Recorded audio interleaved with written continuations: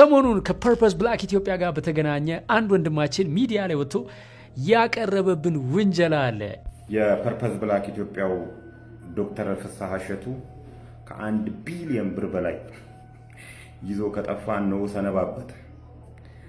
እስከ 30 ሚሊዮን ብር ቤት በሚሸጥባት አዲስ አበባ ላይ ከ1 ሚሊዮን ጀምሬ ቤት ገንብቼ ሰጣችኋለሁ ብሎ የማይተገበር የ3D ዲዛይን እያሳየ ብር ለቅሞ እስከ 1 ቢሊዮን ብር ነው ይዞ የጠፋው። ከ1 ቢሊዮን ብር በላይ እስከ 1 ቢሊዮን ብር ነው ይዞ የጠፋው። እሱ ቢኮበልልም ግን የፐርፐስ ብላክ ኢትዮጵያን ማስታወቂያ የሰራው እሸቱ መለሰ እዚሁ ነው ያለው።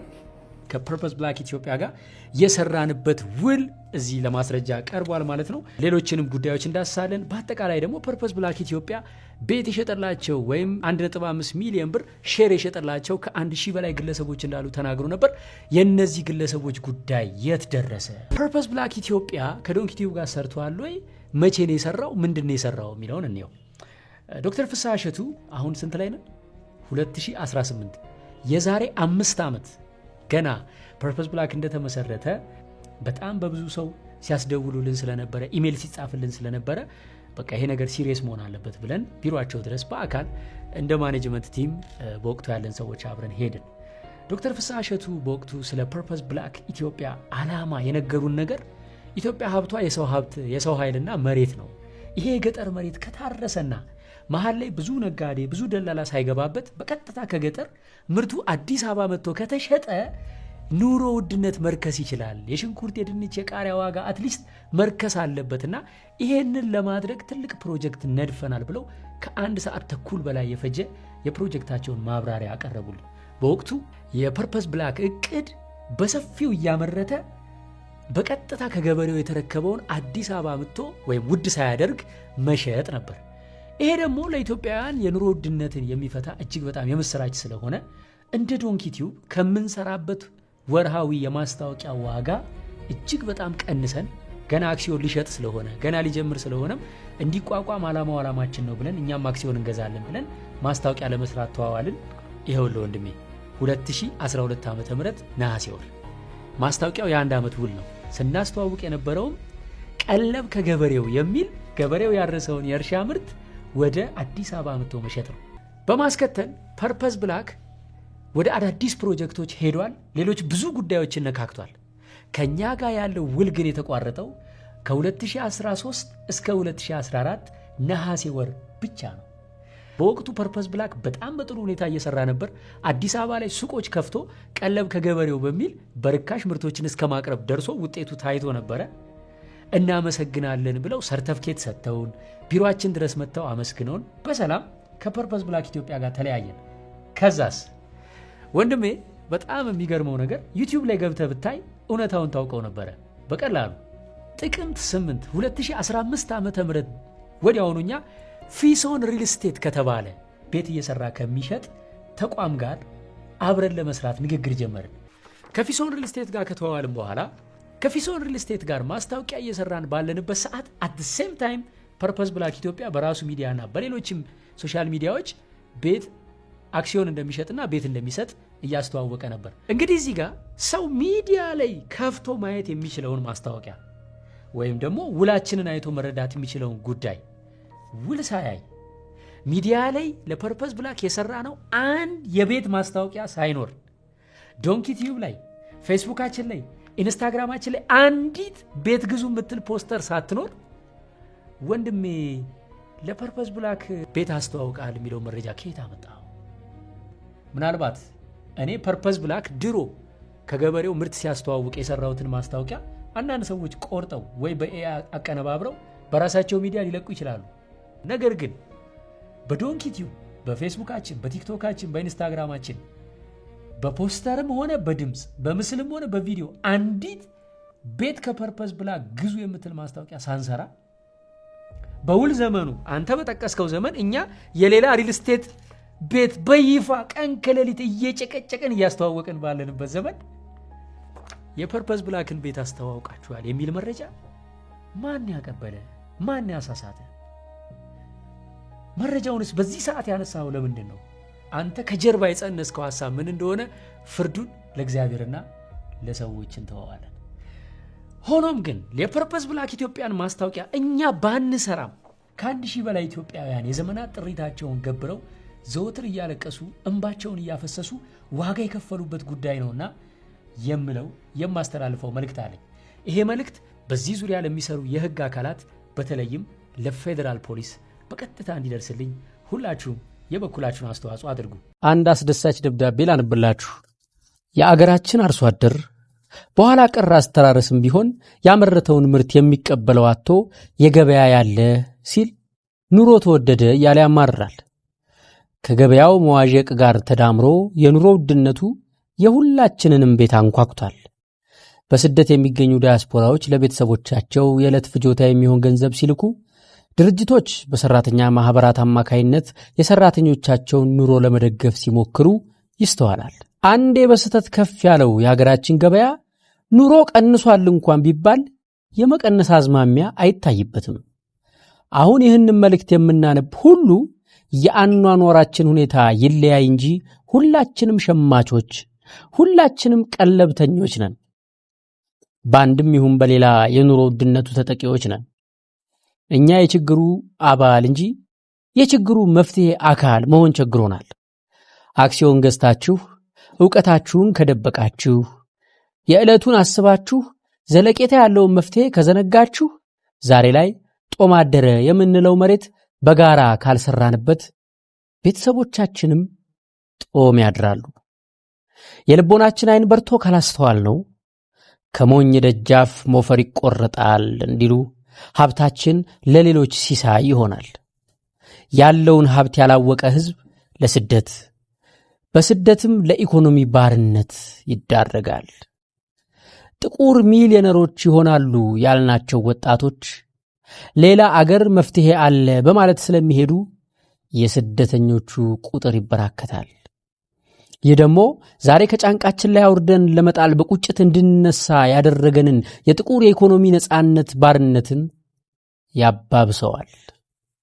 የተማረው ዳያስፖራ ዕውቀቱን እንኳን በአግባቡ በሰው ሀገር ሊጠቀም በማይችልበት ባርነት ውስጥ ይከተዋል። ይህንን በስደት ያለን ሁሉ የምናውቀው ሐቅ ነው። እኛ ለሰው ሀገር መበልጸግ ዕውቀታችንን፣ ጉልበታችንን፣ ገንዘባችንን ስናባክን አገራችን በምንዛሬ እጥረት በሥራ አጥ ብዛት ተቸግራ ልጆቿን ለልማት ትጣራለች። ሁላችንም ኑሮ ውድነትን ታሪክ ለማድረግ የምንሰራበት ጊዜ አሁን ነው። የኑሮ ውድነቱ ችግር የበዛበት ምክንያቱ ምንም ይሁን ምን መፍትሄ አለ። አብሮ የመስራት አብሮ የማደግ በኢኮኖሚ ራስን ለመቻል የሚደረግ ድንቅ መፍትሄ፣ እጅ ለእጅ ተያይዘን ለትውልድ የሚተርፍ የኢኮኖሚ አሻራ በደማቁ የምንጽፍበት ዘለቄታዊ መፍትሄ፣ ዳግማዊ የኢኮኖሚ አድዋን በህብረት የመድገም ላቅ ያለ መፍትሄ። ይህ ቁልፍ እጃችን ላይ ነው። ፐርፐስ ብላክ ኢትዮጵያ አክሲዮን ከመሸጥ ጎን ለጎን ምርትን ከገበሬው ወደ ሸማቹ ለማድረስ የጀመረውን የኑሮ ውድነትን ታሪክ የማድረግ ተግባራዊ ሥራ አጠናክሮ ቀጥሏል። አንድ እንዲስተዋል የምንፈልገው ነገር ቢኖር ገበሬው ዛሬም ከቴክኖሎጂ ጋር የሚያስተዋውቀው ምርቱን አግባብ በሆነ የገበያ ስርዓት የሚቀበለው ቀጣይነት ያለው ሥራ ለመስራት የሚያግዘው ሰው ይፈልጋል። ይህንን ገበሬው ጎጆ ድረስ በመሄድ ለጥቁር ሕዝብ የኢኮኖሚ ልህቀት የሚተጋው ፐርፐስ ብላክ ቀለብ ከገበሬው በማለት አዲስ የገበያ ስርዓት ለመጀመር ዝግጅቱን አጠናቋል። ድር ቢያብር አንበሳ ያስር ነውና ዘለቄታዊ ለሆነ የኑሮ ውድነት መረጋጋት የእርሶ ከኛ ጋር አብሮ መስራት ትልቅ ሚና ይጫወታል።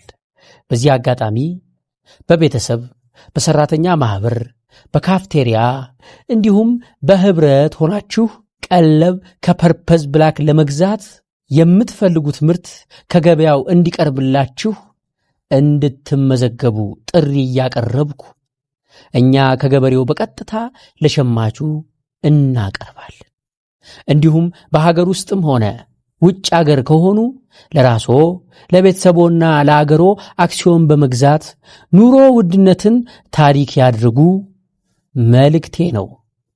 ዶክተር ፍስሐ እሸቱ የፐርፐዝ ብላክ ኢቲኤች ዋና ስራ አስፈጻሚ፣ ፐርፐዝ ብላክ ኢቲኤች ትሬዲንግ አክሲዮን ማህበር ዋና ስራ አስፈጻሚ ዶክተር ፍስሐ እሸቱ ስለ አዲሱ ሞዴል ገለጻ እንዲያደርጉልንና ፕሮግራማችንን እንዲከፍቱልን እንደዚሁ እናብዛለን።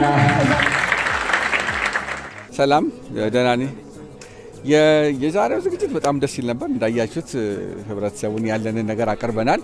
አዲስ ሞዴል ነው። በሀገራችንም በአህጉራችንም በዓለምም የመጀመሪያ የፍራንቻይዝ ሼርሆልደር ሞዴል የሚባለው የመጀመሪያው ሞዴል ጀምረናል እና ይሄ ሞዴል ሰዎችን በሁለት ኪሳቸው ብር የሚያስገባላቸው ነው።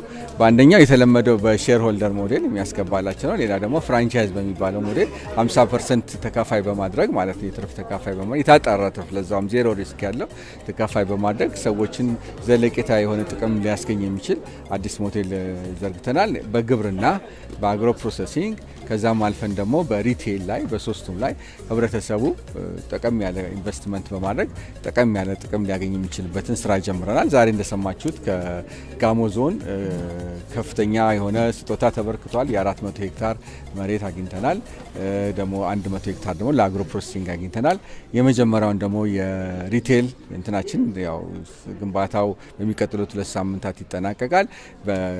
በክሪስማስ ማለት በኢትዮጵያ ገና ለህብረተሰባችን የመጀመሪያው ሪቴል ስቶር ይቋቋማል። ከዛ በኋላ እንግዲህ ታርጌታችን 1000 የሚሆኑ የችርቻሮ እና ሪቴል ስቶሮችን ለማቋቋም ነውና የዛ የፐርፐዝ ብላክ ፍራንቻይዝ ሼርሆልደር ሞዴል ይኸው በዛሬው ዕለት በደስ በሚል ሁኔታ በዚህ በዓለም ሲኒማ ቲያትር ሎንችት ሆኗል። እንግዲህ ሰውም ሼር መግዛት ከዛሬ ጀምሮ ይጀምራል።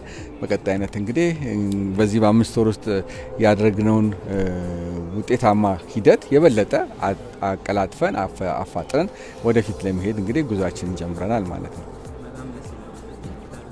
አሁን ይሄ የገና ስጦታ ነው ሊባል ይችላል። ኦፍኮርስ እንዴ የመጀመሪያ በዚህ ሞዴል የተወለደ የመጀመሪያውን የሪቴል ማለት ነው የፐርፐዝ ብላክ የገበሬው ሪቴል እዚህ ቦሌ አካባቢ አትላስ አካባቢ ስንሰጥ ለኛ እንግዲህ ልጅ የመወለድ ያህል ነው። ስለዚህ ለኛ የገና ስጦታ ነው የሚሆነው። ከዛ ባሻገር በእኛ በኩል ማስተላለፍ የምንፈልገው መልእክት ለዲያስፖራው ነው። እዚህ እንግዲህ 1 ሚሊዮን ዲያስፖራ ይመጣል ተብሏል።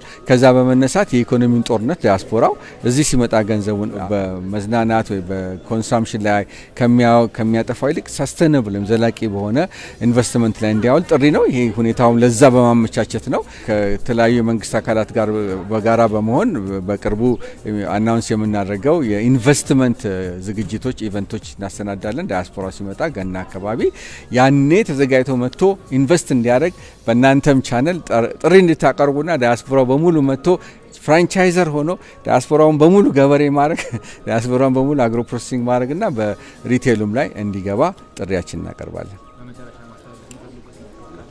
እኛ ሀገራችን ከበለጸገች አህጉራችን ከበለጸገች ማንም አይደፍረን። የምናስተላልፈው መልእክት ከመጀመሪያው ጀምሮ እንደተናገርነው ማሸነፍ አያቅተንም። አንድና አንድ ነገር ከተሟላ ብቻ አብረን ከሰራን ብቻ። ስለዚህ አብረን እንስራ ብለን ነው የምናስተላልፈው መልእክት። መንገዱን አስቀምጠናል። በአጭር ጊዜ ምን ሊሰራ እንደሚችል ከሀሳብ ተነስቶ ውጤታማ ሊኮን እንደሚችል አሳይተናል። ይህንን ነገር አፋጥነን በአጭር ጊዜ ውስጥ የምንፈልገውን ሁላችን ፍላጎታችን እናሳካ ዘንድ አብረን እንስራ ብለን ጥሪያችን እናቀርባለን፣ ምስጋናችን እናቀርባለን። እሺ፣ እግዚአብሔር ይስጥልን። ዞሮ ዞሮ ለሀገሬ ለእናት ሀገር ውለታ የምንመልስበት ወርቃማ አማራጭ ከፐርፐዝ ብላክ ኢትዮጵያ በሀገር ውስጥና በውጭ ሀገር የምትገኙ ዲያስፖራ ኢትዮጵያውያን በአንድነት የምትሰሩበት እድል ተመቻችቷል። ኑ አብረን እንስራ። በአገር አንድነት የሚኮራ ኢትዮጵያዊ በየትኛውም ሀገር ያለ ዲያስፖራ መዋለ ነዋዩን በማፍሰስ ህዝቡን ከስራ አጥነት፣ አገሩን ከውጭ ምንዛሪ እጥረት፣ ለገበሬው ምርታማነትና ለቴክኖሎጂ ሽግግር፣ ለአጠቃላይ የጋራ እድገት የሚሰራበት ጊዜው አሁን ነው። ከፐርፐዝ ብላክ ኢትዮጵያ ጋር ኑ አብረን እንስራ። ዞሮ ዞሮ ለሀገሬ